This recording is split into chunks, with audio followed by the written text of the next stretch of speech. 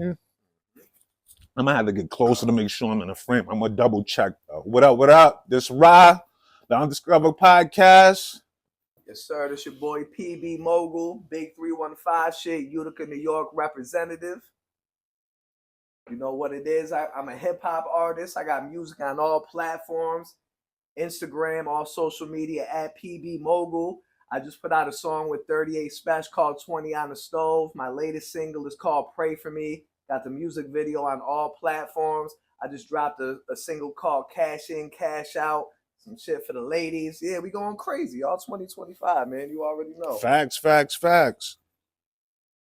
So yeah, we gonna get stuff done. Just bear with me.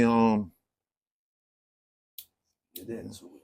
Let's get into it. I wanna go live real quick. Actually, we'll do that a little later. Let me just set up this Bluetooth speaker. You got yours set up? While you doing that, you smoking that good over here, that good PB's pack. Yeah. You already grab them. I mean, get in tune. If you know, you know. If you know, you know. I ain't gonna lie, it's loud. Neighbors don't bother me.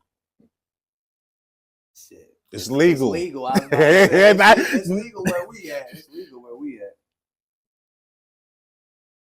Yeah, so let the audience know who you work with. I just opened up for Master Killer from Wu-Tang. I just opened up for Uncle Murder. Shout out to East New York. New York. I just shot all day. Opened up for Bobby Shmurda, Dave East. The list goes on, man. You know. Still working. We making moves. I got a couple big features on the way. I can't give them the names quite yet, but I got a lot of big things in store. That's why y'all got to tune back in. That's a fact. Hopefully, I get the drop early. I got you. I got a couple unreleased joints. I can give you a couple snippets for while we're here, though. Yeah, we gonna get into it. Yes, sir. Bluetooth speaker, don't let me down. Let me just check this view. We looking good. Right. And if you need, I got this one right here too. Yeah, how about this upstate New York weather recently? Yeah, bro? It's switching up. Yeah, crazy. We had a couple nice days. That shit came and went. It's switching up like girls with the nice cakes. I was down in the city last weekend. It was, I feel like it's always like 10 to 15 degrees warmer in the city than here. I came back up here like. I tell you the truth, it's really 11. I studied it. It's really like 11. I studied it. I was on point. Yeah, you was close. Yeah. That's not the word. Yo, damn, it's not working. What's going on? Don't let me down. It won't let you connect. It's not connected for some reason. It's on, right? Yeah, I just turned it on. All right. Turned it on. Let me make sure I didn't connect to your shit, right?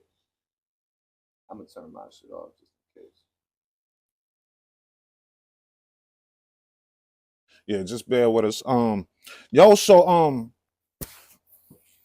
did you ever ghostwrite for any artists, local or in the industry, anything like that? I have ghost wrote a few tracks. Nothing that like is out that you probably would have heard, but I've definitely ghost wrote for a couple artists, a couple male artists, and I did a few joints for a few females too. Believe it or not, I try to be versatile with it, man. You know what I mean? Yeah, that's what it's about. How you feel about ghostwriting? I don't mind ghostwriting for others. I write all my shit myself. I'm cool with it, like with people using ghostwriters. Just don't act like you one of them. Like, you know what I mean? When it comes to like a real MC and somebody who really rap, I just don't think you can put yourself in that top caliber if you have a ghostwriter. Like, I feel like this about it. Like, if you like a producer / artist, obviously you may need help with some bars and stuff like that. So it's not out of the ordinary. Yeah, Kanye. It's not out of the ordinary. It doesn't mean you're not great as music wise or whatever. It just means your pen is not as strong as others or whatever. It's not that you trash anything. It's just that you still a musical genius, so And it's you not might be focused on other shit too. facts. You may got a lot of stuff going on. Like prime example, Jermaine Dupri was writing for Criss Cross, Bow Wow. Wow. He was even doing Usher joint. Like so, Yeah, it's that's a fact. so it's nothing wrong with it. It doesn't stop your money up or nothing like that, long as you doing it the right way or whatever. So That's a fact. and I believe I believe Jay-Z wrote that Money Ain't a Thing verse That's what it for was. Yeah, I was for trying to Jermaine remember. Dupri and Some stuff. of some of the best music and some of the biggest music that we have, you wouldn't even realize that it was ghostwriters on some of them shits. Yeah, the first time I heard about ghostwriters was like Styles P. Like when he was like, "I'm your favorite rapper." Yeah, not real So, shit. Kiss, yeah. ghostwriting for what Diddy. I'm Yeah. sure there's a few people, but yeah, it's like I said, it's a part of the game, bro. It happens. It ain't nothing wrong with it. Just keep it 100. That's all. And it's different now because they put the ghostwriters in the credits of the shit and all that. Before it was none of that. Ghostwriters, like, yeah, you ain't even know. Now it's a little different. I think it was better that way when we didn't know. Me too, Because but you have I to do the understand research. The ghostwriters would probably want their credit and they bag. So I get it from that perspective. But I liked it better when we ain't know either. Because I ain't gonna lie, it made me look at when I found out later some of the people who had ghostwriters for some of the classic material that I thought you want me to put my shit on though? Yeah, put yours on. Mine is. But when I found out some of the music that I love had ghostwriters on that shit, I was like, that shit broke my heart. A couple of them. I ain't gonna lie, Kanye was one of them. Yeah. It was some of them early shits I didn't realize that he had ghostwriters on. That shit should pop up Polaroid or PBT, some shit like that. I turned my Bluetooth off, so hopefully that should pop up. Bear with us, y'all. This it, right? Yeah. Technical difficulty. We getting it right though. There we go.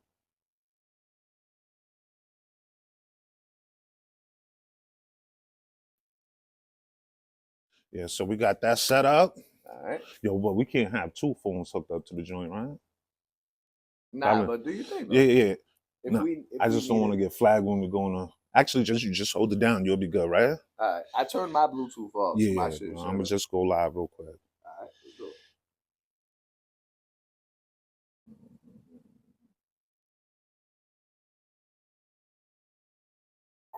Some of that good Douce.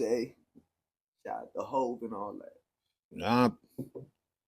Yeah, purified brown water. I told you Hove was one of my favorite rappers growing up, bro. Oh yeah, let's get into it. Yeah, I was a big Jay-Z fan until it seemed like everybody just wanted to be a Jay-Z fan. So I'm like, yo, as you know, I'm like, yo, I gotta find a new rapper. And that's why I was rocking with Mace or whatever. Mace was my favorite rapper back in the days or whatever. Murder Mace. Yeah, see, a lot of people don't know that. Mm-hmm. A lot of people don't them Clue tapes. Nah, Mace was really him. Like he had that couple year run where he was going crazy, bro. Yo, he was triple platinum. Right. Come on now. That says it all right there, bro. But not only because he had the commercially successful records, but I think sometimes people sleep on Mace pen. Mace is really nice, bro. Yeah. Like, even though Loon tried to say he was that first one with that swag, I don't know about that. Yo, I met Loon actually. Oh, word? Yeah, I met Loon in B Street Records, downtown Brooklyn.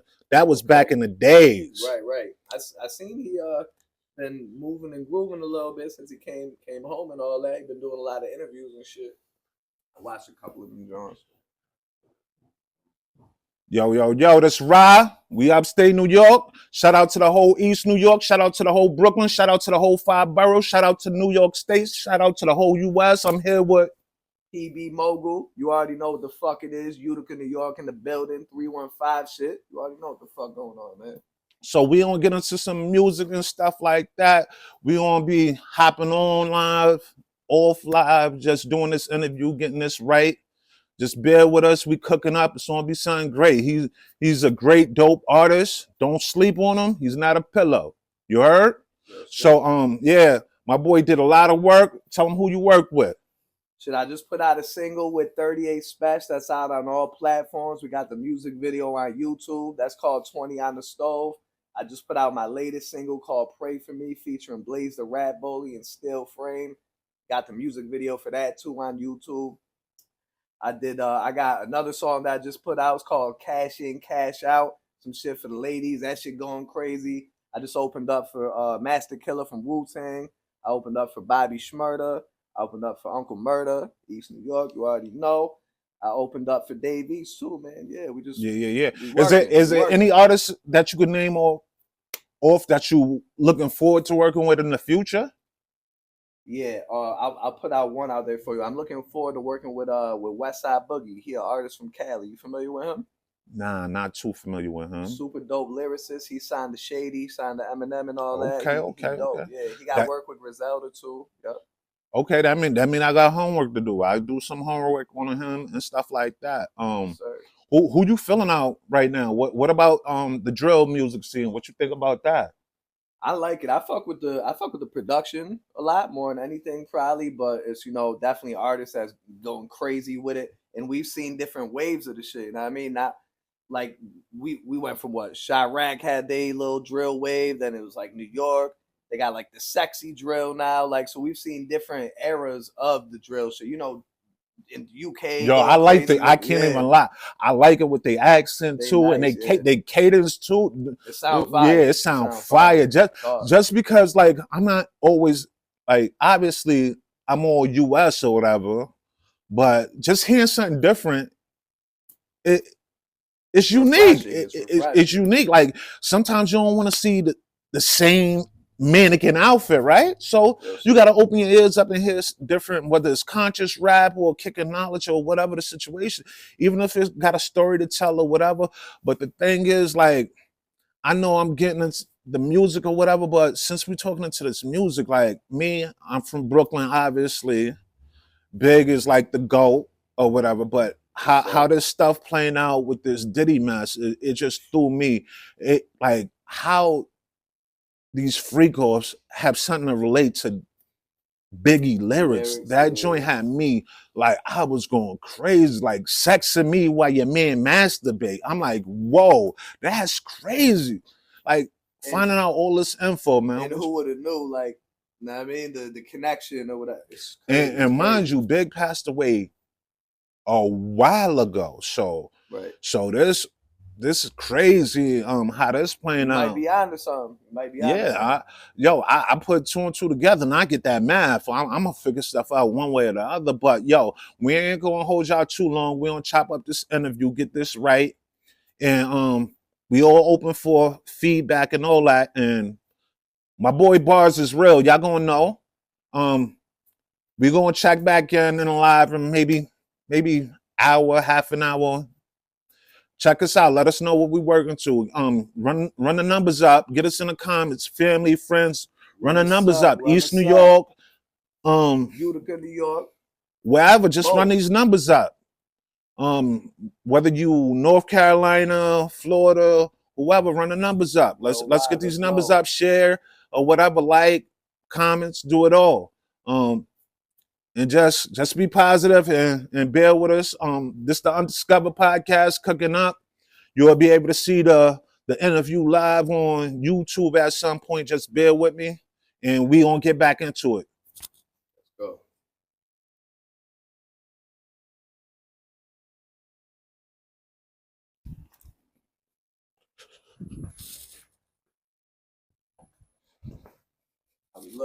We looking good. So So yeah, I know you said Wayne was one of your favorite artists. We still got this. I know you said this was easy. Woo, look at that. That's a classic. Fireman. Yo, it's funny you brought that up because I didn't even like that record like that when it came out. I ain't gonna lie, it was cool. Like it seemed like some commercial shit, you feel me? I was fucking with, and he rapped crazy on everything to me, but it was all the other records for me that he was going crazy on. I didn't even like Fireman. Like, it was cool, but it wasn't one of my favorite records off of that album. Yeah, but see me, that's what I learned. Like, you always had that was like the Puff blueprint. You always had to have a side A and a side B or whatever. You had to have radio play Yep. and stuff like that to get music on the radio, to get them spins and stuff like that. And now that's what artists need to be focused on royalties and all that stuff. And whether you're getting points for features or whatever the circumstances is, it's best to know the business prior to getting into this business because it'll save you a lot from headaches. What you think about that?